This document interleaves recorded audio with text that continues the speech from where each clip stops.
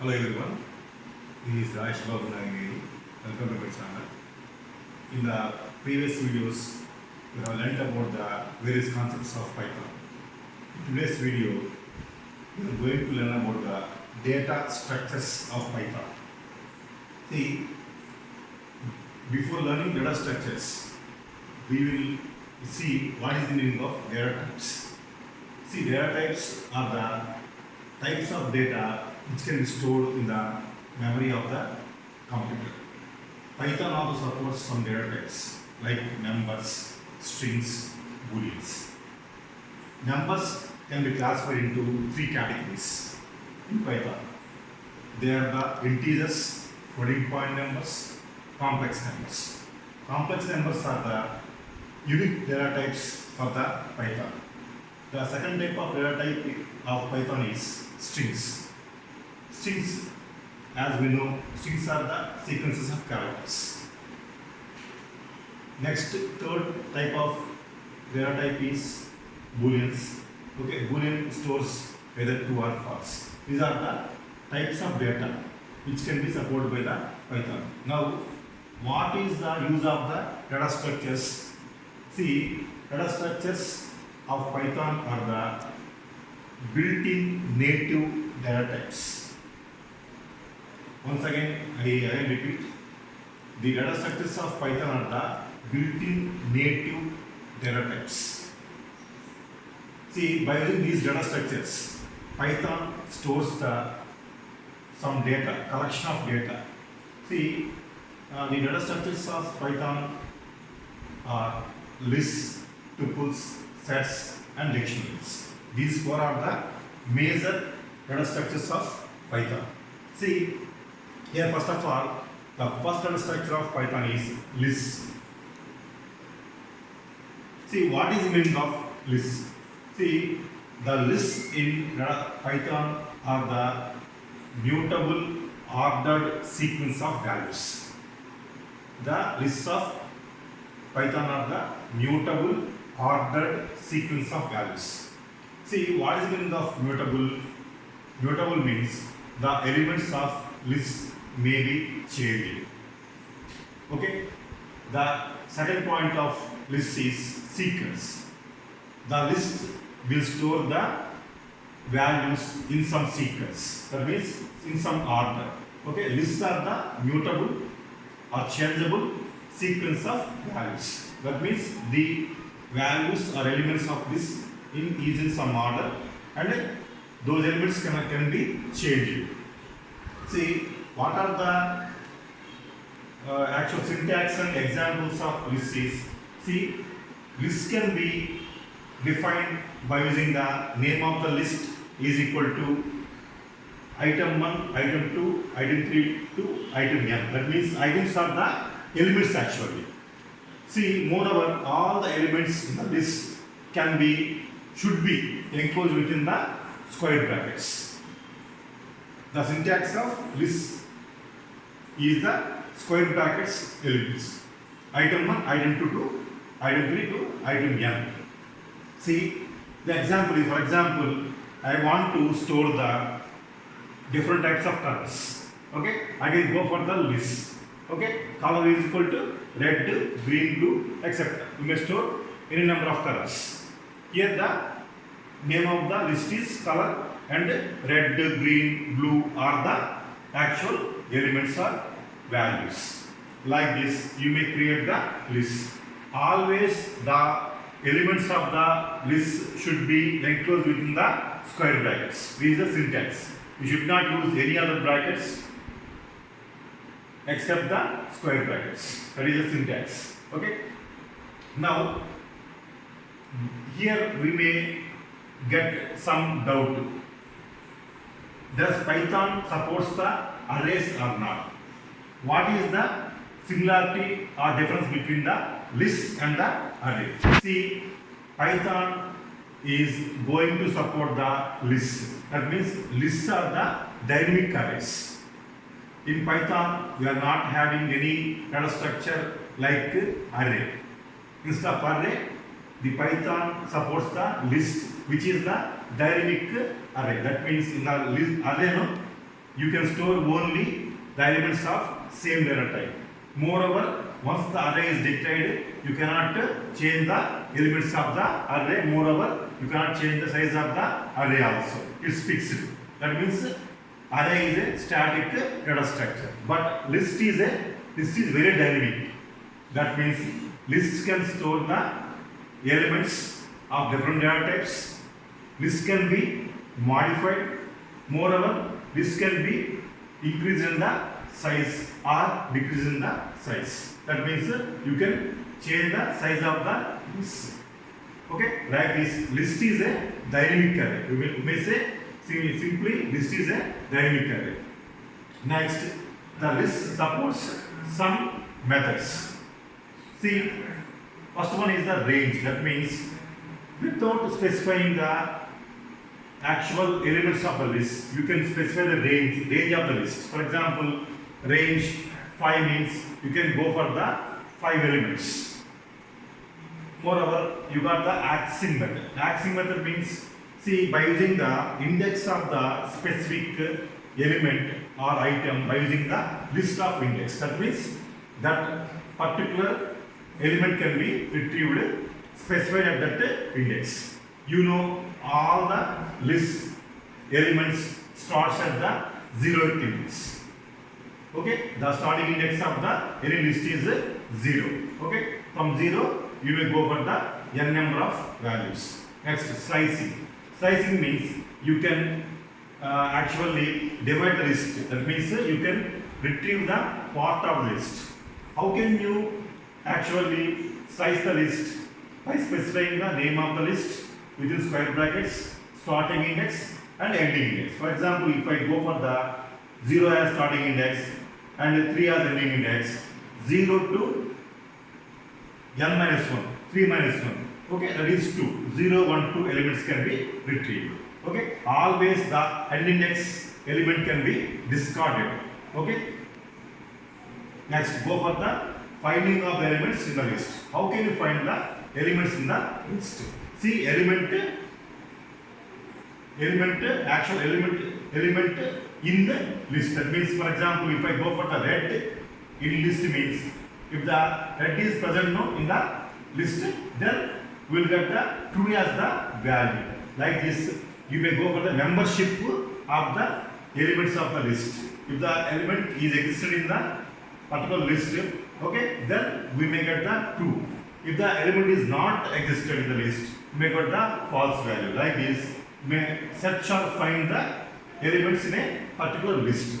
Then we are having the some other methods of the list like append, insert, extend. Okay, these 3 methods are used to add the new elements into the list. Okay, append adds the elements, insert adds the elements at the specific index, extend actually adds the some other sublist into the main list. Like this, you may go for the insertion of elements by using these 3 different methods to add the elements into the list. Okay, it's all about the list, a dynamic array. Okay, which stores the different types of elements.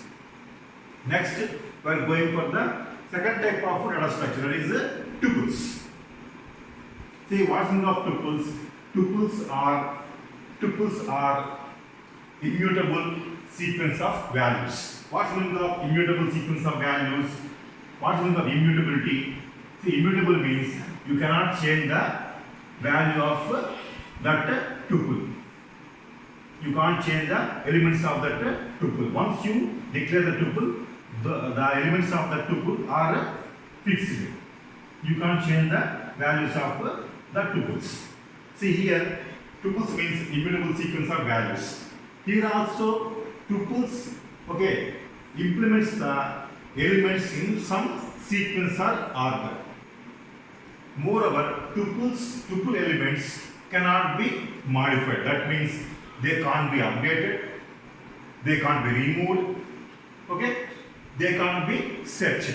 Only you can see whether some particular element is present in the tuple or not. For example, by using the in operator, you can search for a specific element in a given tuple. Like element, element in tuple, tuple name. Like this, you may search the elements in the particular tuple. But here, what actually we cannot do? You can't add the elements, remove the elements in the tuples. You can't update the elements. You can't find the elements. Only you can search for element whether it is present in the tuple or not. Okay. Why we need these immutable sequence of values? That means tuples. Even we got lists in the data structures actually. Why? Because why we are using tuples means tuples are faster than the list. That means what is the faster than, okay, tuples will execute faster than the list. That is why, okay, we are going for the tuples. Moreover, if any person, okay, wants to declare some constant values in some sequence and he wants to access those values, okay, very fastly. In that case, tuples are better choice rather than the lists. Okay. Next, third data structure is sets. See, what meaning of sets? You know, tuples elements always in the brackets only, like this. Tuple name is equal to normal brackets. Okay, then go for the some element 1 to element n. Element n. Square brackets. Okay, this is what the syntax of the tuples. Next, sets. Sets. Okay, what are the uses of sets actually? Sets are the immutable sequence of values. What's the meaning of immutability? The values of set cannot be modified. Once declared a set, okay, you can't modify the elements of that particular set. Okay. Moreover, they are the immutable sequence of values. Moreover, these are the unordered values. It is the unordered values. Immutable, unordered sequence. Unordered values.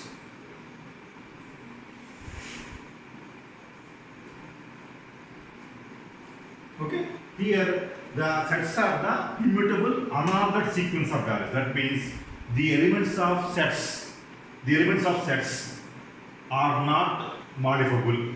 Okay. Moreover, the sets will store the elements, okay, in the unordered. That means there is no order for the elements of the sets. Okay. That means immutable, unordered set of values. Then what is syntax of set? Syntax is set name. Set name is equal to then braces element 1, element 2, element 3 to element n. See, you observe carefully the set elements should be enclosed within the braces, flower brackets. Okay, see, list elements are enclosed within the square brackets. Tuples elements should be enclosed within the brackets, normal brackets. Okay, sets elements can be enclosed within the the braces or the flower brackets. Like this, you may declare the elements of the sets. Set name element 1 to element n. Now, you may perform the mathematical operations like union, intersection, etc. on the sets data structures. It's all about the sets data structures, immutable, unordered values. Okay. Last one is dictionaries. See, dictionaries means what? So dictionary is also one of the data structures. Dictionaries is the mutable, unordered key value base. See, what's the meaning of mutable unordered key value pairs? Here, the dictionaries will not store the elements in the some order. Moreover, dictionaries elements can be changed. The last point is dictionary elements are the key value pairs. That means dictionary elements are the key value. Means every element of dictionary, okay, contains the key, one unique ID and the appropriate value. It's just like the, okay, having the some words and their meanings in the real-time dictionaries. Keys are there and the corresponding values are there. Here, the elements of the actual dictionaries can be changed at any time once the dictionary has been declared. Now go for the syntax of the dictionaries. Syntax of dictionary is dictionary name is equal to braces, some key 1, value 1, key 2, value 2, up to the key n, value n.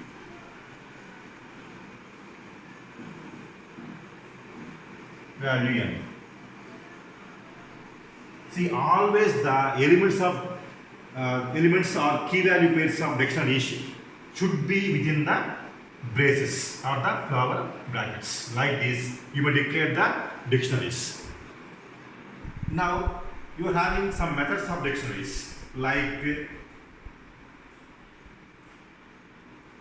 append, insert. These are the some methods of dictionaries which facilitates the addition of the new elements, new key value pairs to the actual existing key value pairs. Now we will go over some simple example of dictionaries.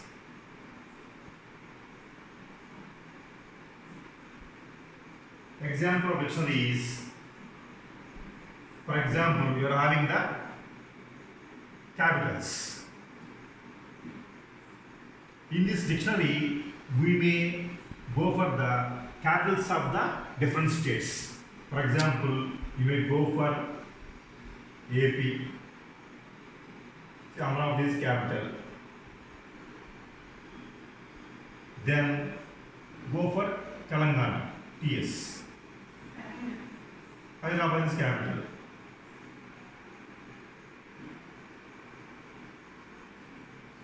Then go for Bangalore. Sorry, Karnataka. For Karnataka, Bangalore is the capital. Like this, you may create the dictionaries. Then the capital of Karnataka is Bangalore.